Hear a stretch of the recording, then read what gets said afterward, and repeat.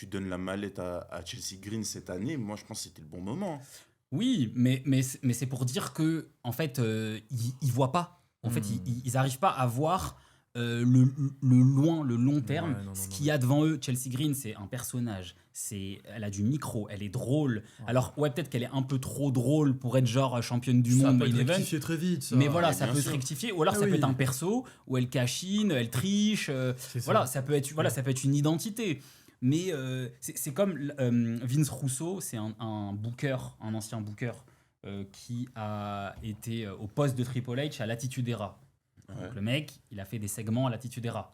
Stone Cold, n'importe Rock, Taker. Fallait être créatif là-bas. Bah, il y avait Triple H, il y avait, voilà, il a créé il a écrit des scénarios, il y avait Triple H dedans, etc.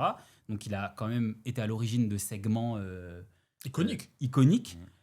Même si je pense qu'il a un bif avec la WWE et tout, il dit aujourd'hui, il n'y a plus de perso, il n'y a plus de storyline, c'est juste des catcheurs. C'est ce qu'il dit. Il dit c'est juste des catcheurs qui rentrent, ils font des matchs, ils ressortent. Sauf Reigns, Punk, Cody. Allez.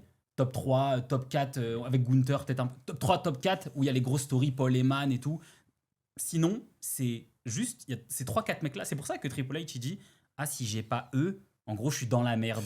Bah oui, mais parce que sinon, t'as 3 heures de weekly et dans les 3 heures de weekly, il y a eux, ils font des segments au micro et tous les autres, tout C'est le reste des du roster, entrées, que c'est des bagarre. Ouais. C'est bagarre, c'est je saute, mais c'est pas ça. En fait, ce n'est pas ça l'essence du catch, la WWE en tout cas.